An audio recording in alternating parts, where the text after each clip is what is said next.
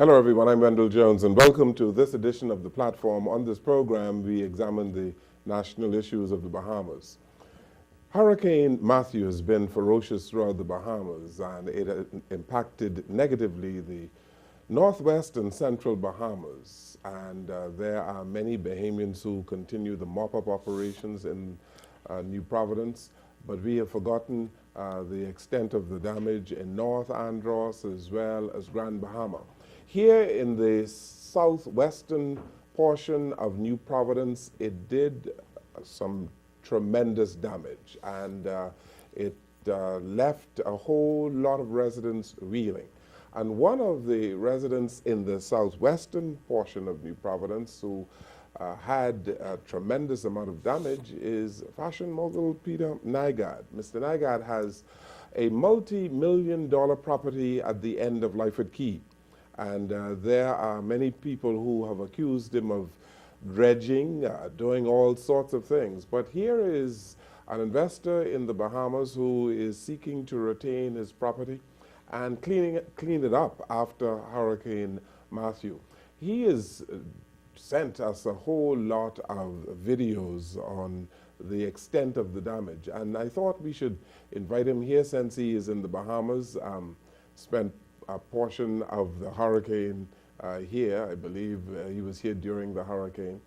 He is here with me today to describe the extent of the damage at Nygard Key.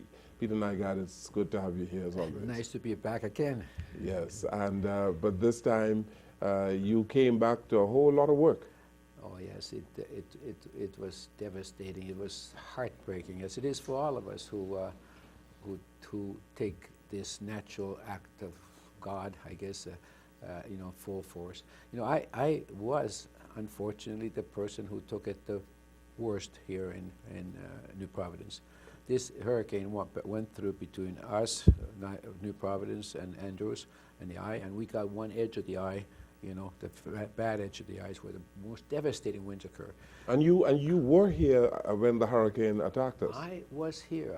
I actually had to come back here out of my trip from the Far East to attend to a bit of a court case, that I'd be subjected yes. to on a Monday, and therefore this was evident by that time that the hurricane was going to come, and then I had to come, and therefore I had to be subjected to it at the same time. So because I had to come for the court case, I ended up coming to more than that.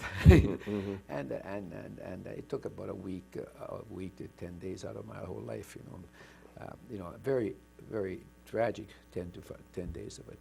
But I was in it. I did not have electricity. I did not have lights. I didn't have food. We were sweating in there. I suffered with the best of it, and I put the full force of it. Both places, I have a place in Viking Hill, for Space Street, and another Nygard Key. Both were without electricity. Both were without generators. The generators broke down, and when they were working, we ran out of gas or couldn't get gas. Fuel. So, if you had to write a textbook, that's how to really suffer through it. I was sad. But you know what was really, really sad?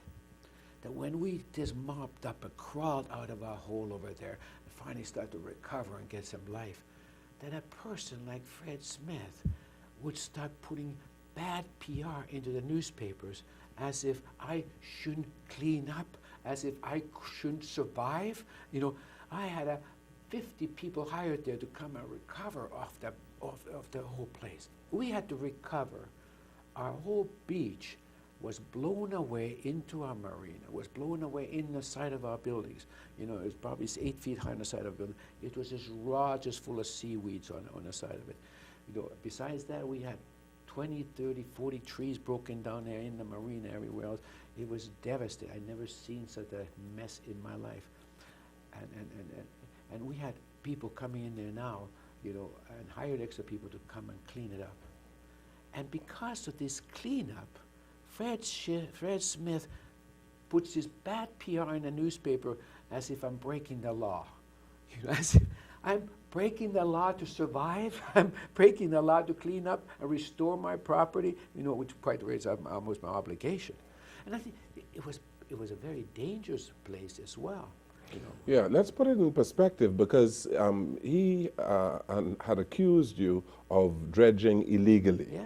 And he had taken you to court because they claimed that you were dredging illegally. Yeah. And so after the hurricane hit and you were seeking to clean up your property, Yeah. they called it dredging. Yeah, they call it dredging. They call it dredging, exactly. And they took some photos, spy photos from their side of the property, you know, to try to prove that we were dredging. We were cleaning, you know, we were restoring, you know, and we had all kinds of restoration going on over there. And that has nothing to do with the word dredging.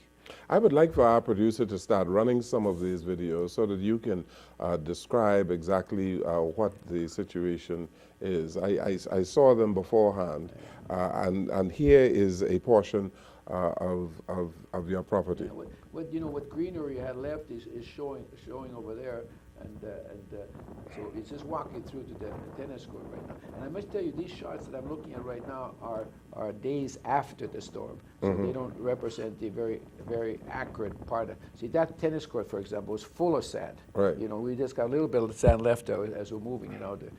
All that sand was thrown off the beach onto the tennis court against my building, which we call home dining. And all the trees fell on the tennis court as well. The trees fell down, the light fell down, the light post fell down, you know.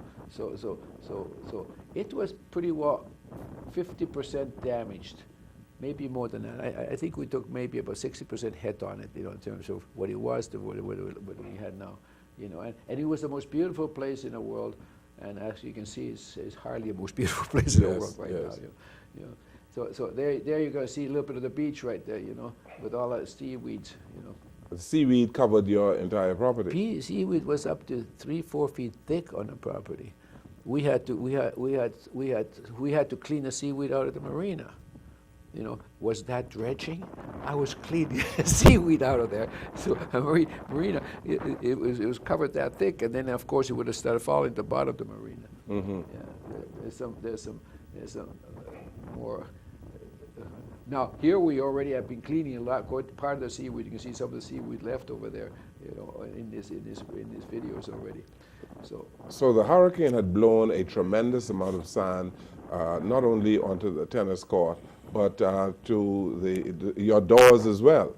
We have a place we call beach dining. You know, one of our key places we use nowadays. Since after the fire, we haven't had much of the property left. You know, but this beach dining is right on the beach. You know, and we had to block off that completely to the ceiling, the doors, cover all the doors off. And the sand had been piled up in about 8 feet high against those doors.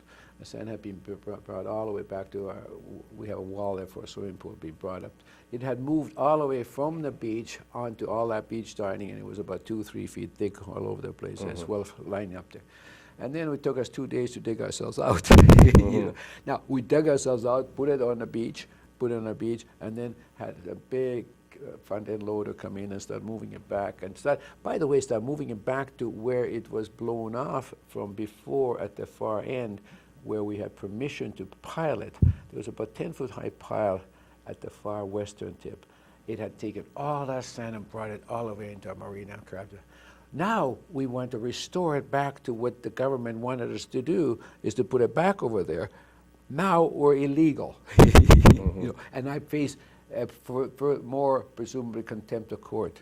You know, a contempt of court for seeking to clean up after the hurricane. Yes, contempt of court for seeking, and then the way he writes it, as if it made no mention of the hurricane. It just had a mention to put in there, and he's again caught doing dredging against and contrary to the court order. And this guy thinks he's above the law. All this kind of mean-spirited words that he's using in that thing, totally illusionary. You know? You must feel victimized by all of this, Peter Nygard. I feel more than victimized. You know, this man, Fred Smith, has been hired by Bacon now in the last 2 or 3 years ago. The sole purpose for him is to keep me legally bankrupt. You know, that's his ambition, you know, to keep me in court and to do all he can in terms of fight me with law.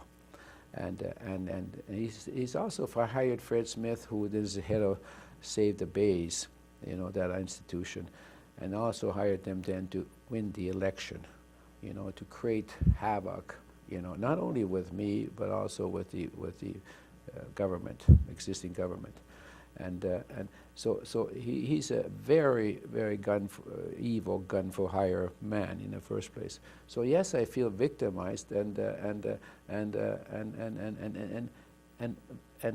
almost now to the point of running out of answers as to what to do with it, because I want to tell you that just this issue alone of throwing an injunction in the first place 3 years ago, a falsified injunction against me to prevent me from doing any work on that beach, any work on that dock, etc. 3 years ago, ex parte injunction. What the ex parte means, of course, we know that the other, we weren't there. Mm-hmm. And they put that injunction, and then he ties it up in court purposely. And to this day, we still haven't heard that injunction, you know. Now, normally injunctions are done in 2 weeks by anybody's law. This injunction is still in place, and after 3 or 4 years now, amazingly. And by the way, it's making mockery of the judicial system here in Bahamas, in the outside world. They can't believe that. So we get to a point where now I had accumulated more sand into my marina, as has been the case now for 30 years. Well, I'm going to tell you, 30 years ago I bought the place. The marina was full of sand, and I had permit to clear out that sand and put it out there. And therefore, I was clearing out that sand like Lyford Key does. Every year, we get a sand blocking an entrance to our marina. You know, it's a very common occurrence over there. Yes, and it happens at Sandy Port. Everywhere. It happens at the Lyford Key Marina, and everyone who has an inlet on the western end of the island. Exactly, and it happens to me. But all of a sudden, presumably, I can no longer clean that sand out of my beach, because Lois Bacon has said that it's environmentally dangerous. What are you talking about? And then but you've been doing it for many years. I've been doing it for 30 years, twice a year for 30 years right now, you know, and forced to do it, to clean it. And I've been applying for permits to try to block it from coming into my marina, which is the other thing. And so I have not ever dredged that marina. You have been accused by Smith in the piece that I saw online of taking matters in your own hand, that you feel that you are above the law. Yeah. And I want you to respond to that. Yeah, that's how he now wants to position it. That's how he's been paid to try to position me as some kind of a person who's constantly in trouble with the law, some kind of person who's constantly hiring hitmen, you know, to for his day. Like his job is to try to diminish my whole reputation, and to keep at it, and to put any case at all in front of the people, and then spin it in such a way as if I'm constantly in trouble with the law. So he puts me into the hands of the law, and then they milk it for all it's worth. And your competition at the Tribune is hired hand to pay to go ahead and write the worst possible tabloid type of story out of it, spin the information. You know. And so that's his game plan, and it has been going on now for really 5 years, and it's intensifying, you know. And so their game, the very dangerous game that this Lois Bacon is playing, is a very, very clever, smart game from their point of view. I had no idea the extent of this plot, this conspiracy. And I tell you, it is a huge conspiracy, and not just against me, because I'm just an instrument in a way of what he really wants. He wants a control of this country. Now, he's getting very close to having control of this country. And you are going to be working for Louis Bacon pretty soon. And so is all the people out there. You know. Now, I know, see, he has learned his craft from his great-great-granddaddy. Roger Moore was that. And these are facts. And Roger Moore was the head of the Ku Klux Klan. He was a grand wizard, you know. And Louis Bacon worships the man. In fact, he worships the man so much that he called his business Moore's Capital after his great-great-grandpa. He worshipped him so much that he restored the whole plantation out there and put it on a pedestal as the #1 plantation that occurred in the good old days. You know, and so he's doing all that kind of stuff. So this goes to his own basic DNA. You know, when I have you on a show, I sometimes get a little nervous, right? because these people, they like the courts, right? Oh yeah. And I cannot bear to be sued by these people as often as they're suing other people, eh? Oh yeah, and they do it at the drop of a hat. Yes. Yeah, oh yeah, and So, to shut you up. Yes. Or to shut me up, you know. Yes. So that's one of the games, yeah. So I'm on pins and needles when you're talking about this, right? Yeah, So I just want the public to understand that this is how serious it is. Yeah. You know, we hardly in media can talk about Louis Bacon. That's right. Without being worried about being sued. That's right. And most of the media won't talk about it because they'd be paid not to talk about it, by the way, you know, and that's coming from my mouth because I know that as a matter of fact. And those people like you who have not been able to be bought off, man alive, does he attack. He attacks and shuts you up some other way. This is very interesting also. The same way as he shut out the Parliament of Bahamas. It's unheard of. It's unheard of. Anyone could shut the Parliament down. The free speech of Parliament is a sacred constitutional right. It's even more sacred than a newspaper's right, you know. And he's able to shut the Parliament out by pushing this agenda now that he doesn't want them to talk about anything at all about what was in those papers, you know. Why does he want to do that, shut it out? Because those papers could have proved some pretty bad stuff. They're going to explode, and they could be the end of him.